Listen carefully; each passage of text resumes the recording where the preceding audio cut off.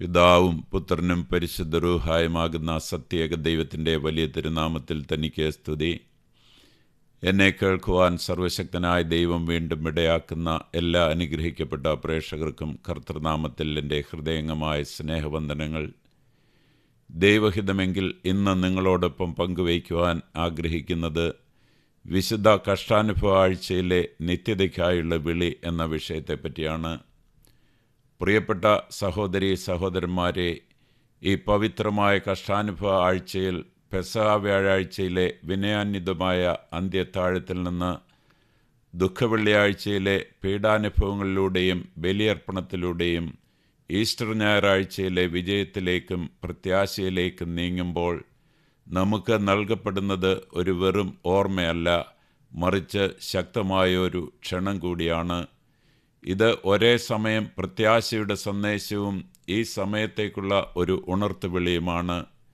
ഇന്നത്തെ ലോകം വ്യക്തികൾക്കും കുടുംബങ്ങൾക്കും കമ്മ്യൂണിറ്റികൾക്കും രാഷ്ട്രങ്ങൾക്കും ഉള്ളിൽ ആഴമേറിയതും വർദ്ധിച്ചു വരുന്നതുമായ പ്രശ്നങ്ങളാൽ ഭാരപ്പെട്ടിരിക്കുന്നു. ഉത്തരവാദിത്വം ഏൽപ്പിക്കപ്പെട്ട പലരും ഒന്നുകിൽ അജ്ഞരാണ്, അല്ലെങ്കിൽ നിർവികാരരാണ്, അല്ലെങ്കിൽ സ്വാർത്ഥതയിൽ മുഴുകിയിരിക്കുന്നവരാണ്. എന്നിട്ടും ഈ ഇരുട്ടിനിടയിലും ദൈവത്തിൻ്റെ നിത്യസത്യത്തിൻ്റെ പ്രകാശം ഇപ്പോഴും പ്രകാശിക്കുന്നു, മനുഷ്യരാശിയെ തന്നിലേക്ക് തിരികെ വിളിക്കുന്നു. സങ്കീർത്തനം 90-1-2 വാക്യങ്ങളിൽ പ്രഖ്യാപിച്ചിരിക്കുന്നത് പോലെ, കർത്താവേ, നീ തലമുറ തലമുറയായി ഞങ്ങളുടെ വാസസ്ഥലമായിരുന്നു. അനാദികാലം മുതൽ എന്നേക്കും നീ ദൈവമാകുന്നു. സൃഷ്ടിക്ക് മുമ്പേ ഈ ദൈവം നിലനിന്നിരുന്നു. സ്വർഗത്തിൻ്റെയും ഭൂമിയുടെയും ദൃശ്യമായവയുടെയും അദൃശ്യമായവയുടെയും സൃഷ്ടാവ്. അവൻ സൃഷ്ടിച്ച എല്ലാത്തിനും ഒരു തുടക്കവും ഒടുക്കവുമുണ്ട്, ഭൂമിയിലെ മനുഷ്യജീവിതം ഉൾപ്പെടെ. എന്നാൽ അവസാനം എന്ന് നാം വിളിക്കുന്നത് വിനാശമല്ല, അതൊരു പടിവാതിലാണ്. തിരുവെഴുത്തിൽ വെളിപ്പെടുത്തിയിരിക്കുന്നത് പോലെ അത് നിത്യതയിലേക്കുള്ള പ്രവേശനമാണ്, ദൈവം ഒരുക്കിയ ശാശ്വതമായ വാസസ്ഥലത്തിലേക്കുള്ള പ്രവേശനമാണ്. ദൈവത്താൽ പ്രചോദിതമായ വിശുദ്ധ തിരുവെഴുത്തുകൾ വിശ്വസനീയവും സത്യവുമാണ്. അവ ജാതി, മതം, രാഷ്ട്രം എന്നീ വ്യത്യാസങ്ങളില്ലാതെ എല്ലാ മനുഷ്യർക്കുമുള്ള അവൻ്റെ രക്ഷാപദ്ധതി വെളിപ്പെടുത്തുന്നു.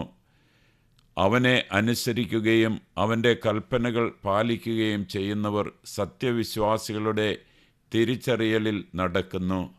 ഈ ജീവനുള്ള വചനത്തിലൂടെ അത് സ്വീകരിക്കുന്ന എല്ലാവർക്കും ദൈവം ജീവൻ, സന്തോഷം, സമാധാനം, നിത്യമായ ഉറപ്പ് എന്നിവ നൽകുന്നു.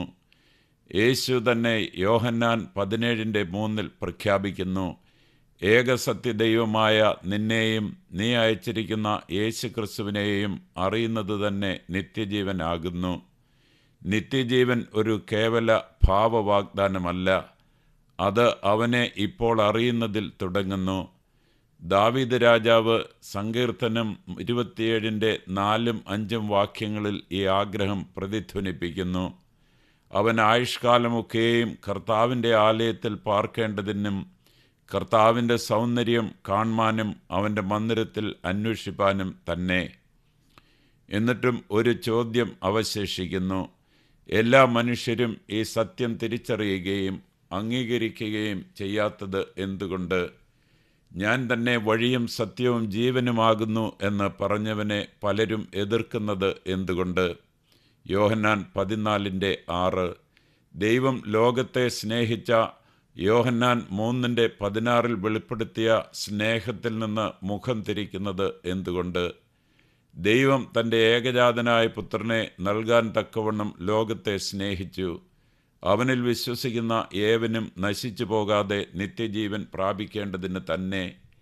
മറ്റൊരു പഠനമോ മറ്റൊരു വിശ്വാസ വ്യവസ്ഥയോ ഇത്ര പൂർണ്ണമായ സത്യം വെളിപ്പെടുത്തിയിട്ടില്ല. ശത്രുക്കളെ പോലും സ്നേഹിക്കുക, ബലിദാന കൃപ, മെസ്സിഹായിലൂടെ നിത്യജീവനിലേക്കുള്ള വ്യക്തമായ പാത. എന്നിട്ടും പലരും അത് കാണുന്നതിൽ പരാജയപ്പെടുന്നു. ഇത് കേവലം അജ്ഞതയല്ല, പലപ്പോഴും മനുഷ്യഹൃദയത്തിൻ്റെ പ്രതിരോധമാണ്. എങ്കിൽ നാം മൗനം പാലിക്കണമോ? ഈ ജീവനുള്ള സത്യങ്ങൾ പ്രഖ്യാപിക്കുവാൻ നാം ഭയപ്പെടണമോ? തീർച്ചയായും അരുത്.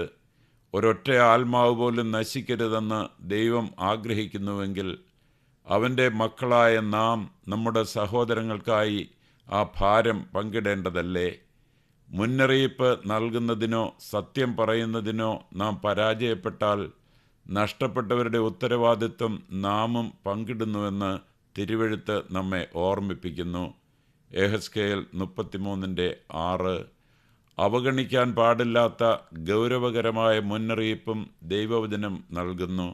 എബ്രായർ 2:1-4 വരെയുള്ള വാക്യങ്ങളിൽ എഴുതിയിരിക്കുന്നത് പോലെ, അതുകൊണ്ട് നാം കേട്ടത് വിട്ടുപോകാതിരിക്കേണ്ടതിന് അത് ഏറ്റവും കരുതലോടെ ശ്രദ്ധിക്കണം. കർത്താവ് താൻ പറഞ്ഞു തുടങ്ങിയതും കേട്ടവർ നമുക്ക് ഉറപ്പിച്ചു തന്നതും ദൈവം അടയാളങ്ങളാലും അത്ഭുതങ്ങളാലും വിവിധ വീര്യപ്രവൃത്തികളാലും തൻ്റെ ഇഷ്ടപ്രകാരം പരിശുദ്ധാത്മാവിനെ പങ്കുവെച്ച് കൊടുത്തതിനാലും സാക്ഷ്യം പറഞ്ഞതുമായ ഇത്ര വലിയ രക്ഷ നാം അവഗണിച്ചാൽ എങ്ങനെ തെറ്റിയൊഴിയും? ഇത് ലഘുവായി എടുക്കേണ്ട ഒരു സന്ദേശമല്ല. നാം കരുതലോടെ ശ്രദ്ധിക്കാൻ വിളിക്കപ്പെട്ടിരിക്കുന്നു. നാം വിട്ടുപോകാതിരിക്കേണ്ടതിന് ഇത്ര വലിയ രക്ഷ അവഗണിക്കരുത്. വെളിപ്പെട്ട സത്യത്തിൽ നിന്ന് നാം മുഖം തിരിച്ചാൽ രക്ഷപ്പെടാൻ കഴിയുകയില്ല. ശക്തവും മാറ്റമില്ലാത്തതുമായ സത്യവും തിരുവെഴുത്തുകൾ വെളിപ്പെടുത്തുന്നു. എല്ലാ മനുഷ്യരും സർവശക്തനായ ദൈവത്തിൻ്റെ മുമ്പാകെ നിൽക്കുന്ന ഒരു ദിവസം വരുന്നു. എൻ്റെ മുമ്പാകെ മുഴങ്കാൽ ഒക്കെയും മടങ്ങും, എല്ലാ നാവും സത്യം ചെയ്യും. യെശയ്യാവ് 45:23, ഫിലിപ്പിയർ 2:10-11 വരെയുള്ള വാക്യങ്ങളും. എല്ലാ ജാതിയിൽ നിന്നും ഗോത്രത്തിൽ നിന്നും ഭാഷയിൽ നിന്നും ആളുകൾ അവൻ്റെ സിംഹാസനത്തിന് മുൻപിൽ ഒരുമിച്ച് കൂടും. വെളിപ്പാട് 7:9. ഇതൊരു പ്രവചനം മാത്രമല്ല, ദൈവികമായ ഉറപ്പാണ്. ചോദ്യം മനുഷ്യരാശി കുനിയുമോ എന്നതല്ല, എപ്പോൾ, എങ്ങനെ എന്നതാണ്. പിന്നീട് തിരിച്ചറിഞ്ഞ് കുനിയുന്നതിനേക്കാൾ ഇപ്പോൾ വിനയത്തോടും സ്നേഹത്തോടും കീഴടങ്ങലിനോടും കൂടെ കുനിയാൻ തിരഞ്ഞെടുക്കുന്നവർ ഭാഗ്യവാന്മാർ. ഇന്ന് കൃപയുടെ ദിവസമാണ്. ഇന്ന് അവൻ്റെ ദൈവിക അധികാരത്തിന് കീഴിൽ മനസ്സോടെ വരാനും നിത്യജീവൻ്റെ ദാനം സ്വീകരിക്കാനുമുള്ള അവസരമാണ്. നാം ഇന്ന് കാണുന്ന സംഘർഷങ്ങൾ, യുദ്ധങ്ങൾ, ഭിന്നതകൾ, അശാന്തി എന്നിവ കേവലം രാഷ്ട്രീയമോ സാമൂഹികമോ അല്ല. അവയുടെ വേര് ദൈവത്തിൽ നിന്നുള്ള മുഖം തിരിക്കലാണ്. മനുഷ്യരാശി സത്യത്തിൽ നിന്നും നീതിയിൽ നിന്നും സൃഷ്ടാവിൽ നിന്നും അകന്നിരിക്കുന്നു. അതുകൊണ്ട് ഇത് നിർത്താനും ചിന്തിക്കാനും ഉണരാനും ഉള്ള സമയമാണ്. നമ്മുടെ വഴികളെക്കുറിച്ച് ചിന്തിക്കാം, സത്യം തിരിച്ചറിയാം, നീതിയുടെ പാതയിലേക്ക് മടങ്ങാം. ഭിന്നതയിലല്ല, മറിച്ച് ദൈവത്തിന് കീഴിലുള്ള ഒരു കുടുംബമായി ജീവിക്കാം. പശ്ചാത്തപിക്കാം, മടങ്ങാം, പരിവർത്തനം ചെയ്യപ്പെടാം. ഈ ജീവിതത്തിനായി മാത്രമല്ല, നിത്യതയ്ക്കായി സ്വയം ഒരുങ്ങാം. സ്നേഹവും കരുണയും നിറഞ്ഞ നിത്യദൈവം നമ്മെ സ്വീകരിക്കുവാൻ കാത്തിരിക്കുന്നു. അവൻ വാതിൽക്കൽ നിൽക്കുന്നു. അവൻ്റെ സാന്നിധ്യത്തിലേക്ക്, ഇവിടെ സമാധാനത്തിൻ്റെയും അതിനുശേഷമുള്ള നിത്യസന്തോഷത്തിൻ്റെയും ജീവിതത്തിലേക്ക് നമ്മെ ക്ഷണിക്കുന്നു. ഒരുങ്ങാനും ഉണരാനും പ്രതികരിക്കാനും ഉള്ള സമയമാണിത്. നമുക്ക് പ്രാർത്ഥിക്കാം. സ്വർഗസ്ഥനായ ഞങ്ങളുടെ പിതാവേ, നിത്യനും സർവശക്തനുമായ ദൈവമേ, തലമുറ തലമുറയായി ഞങ്ങളുടെ സങ്കേതമായിരിക്കുന്ന അനാദിയായവനെ, ഈ പവിത്രമായ കഷ്ടാനുഭവ ആഴ്ചയിൽ ഞങ്ങൾ വിനയത്തോടും ഭക്തിയോടും കൂടെ നിന്റെ മുമ്പാകെ വരുന്നു. ദൈവമായ കർത്താവേ, നീ സ്വർഗത്തിൻ്റെയും ഭൂമിയുടെയും സൃഷ്ടാവാണെന്നും ജീവൻ്റെ കർത്താവാണെന്നും ഞങ്ങളുടെ ആത്മാക്കളുടെ സൂക്ഷിപ്പുകാരനാണെന്നും ഞങ്ങൾ ഏറ്റുപറയുന്നു. നീ ഞങ്ങളെ ഒരു ഉദ്ദേശത്തോടെ രൂപപ്പെടുത്തി.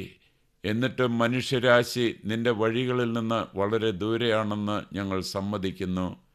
ഞങ്ങളുടെ സ്വാർത്ഥതയിലും അഹങ്കാരത്തിലും അജ്ഞതയിലും ഞങ്ങൾ നിന്റെ സത്യത്തിൽ നിന്ന് മുഖം തിരിച്ചു. ദൈവമായ കർത്താവെ, ഞങ്ങളോട് ക്ഷമിക്കണമേ. അന്ത്യത്താഴം ഓർക്കുമ്പോൾ വിനയത്തെയും കീഴടങ്ങലിനെയും ആശ്ലേഷിക്കുവാൻ ഞങ്ങളെ സഹായിക്കണമേ. ദുഃഖവെള്ളിയാഴ്ച ക്രൂശിൻ്റെ ചുവട്ടിൽ നിൽക്കുമ്പോൾ നിന്റെ സ്നേഹത്തിൻ്റെ ആഴവും ഞങ്ങളുടെ വീണ്ടെടുപ്പിൻ്റെ വിലയും മനസ്സിലാക്കുവാൻ ഞങ്ങളെ അനുവദിക്കണമേ. ഈസ്റ്റർ ഞായറാഴ്ച പുനരുത്ഥാനം ആഘോഷിക്കുമ്പോൾ പുതിയ ജീവൻ്റെയും പാപത്തിന്മേലും മരണത്തിന്മേലുമുള്ള വിജയത്തിൻ്റെയും പ്രത്യാശയാൽ ഞങ്ങളെ നിറയ്ക്കണമേ. പിതാവേ, ഈ ലോകത്തിൻ്റെ കണ്ണുകൾ തുറക്കണമേ. നേതാക്കളെയും കുടുംബങ്ങളെയും കമ്മ്യൂണിറ്റികളെയും ആത്മീയ സ്ഥാപനങ്ങളെയും സത്യം തിരിച്ചറിയുവാൻ ഉണർത്തണമേ. എല്ലാ അന്ധതയും ഹൃദയകാഠിന്യവും നീക്കണമേ. എല്ലാ ഇരുണ്ട സ്ഥലങ്ങളിലേക്കും നിന്റെ പ്രകാശം പ്രകാശിപ്പിക്കണമേ. ദൈവമായ കർത്താവെ, ഭയമില്ലാതെ നിന്റെ സത്യം പ്രഖ്യാപിക്കുവാൻ ഞങ്ങൾക്ക് ധൈര്യം നൽകണമേ. ശത്രുക്കളെപ്പോലും അഗാധമായി സ്നേഹിക്കുവാനും രക്ഷയുടെ സന്ദേശം അനുകമ്പയോടും അടിയന്തരതയോടും കൂടെ വഹിക്കുവാനും ഞങ്ങളെ സഹായിക്കണമേ. ഞങ്ങൾ മൗനം പാലിച്ചതുകൊണ്ട് ഒരു ആത്മാവ് നശിച്ചു പോകാതിരിക്കുമാറാകണമേ. ശ്രദ്ധയോടെ പശ്ചാത്തപിക്കുവാനും പാപത്തിൽ നിന്ന് മുഖം തിരിക്കുവാനും നീതിയിൽ നടക്കുവാനും ഞങ്ങളെ പഠിപ്പിക്കണമേ. സംഘർഷമുള്ളിടത്ത് സമാധാനവും ഭിന്നതയുള്ളിടത്ത് ഐക്യവും നിരാശയുള്ളിടത്ത് പ്രത്യാശയും പുനഃസ്ഥാപിക്കണമേ. ദൈവമായ കർത്താവെ, ഞങ്ങളെ നിന്നോട് കൂടുതൽ അടുപ്പിക്കണമേ. ഞങ്ങളുടെ ആയുഷ്കാലമെല്ലാം നിന്റെ സന്നിധിയിൽ പാർക്കുമാറാകണമേ. കഷ്ടകാലത്ത് നിന്റെ മന്ദിരത്തിൽ ഞങ്ങളെ ഒളിപ്പിക്കണമേ. ഞങ്ങളെക്കാൾ ഉയർന്ന പാറമേൽ ഞങ്ങളെ ഉയർത്തണമേ. ദൈവമേ, നിത്യതയ്ക്കായി ഞങ്ങളെ ഒരുക്കണമേ.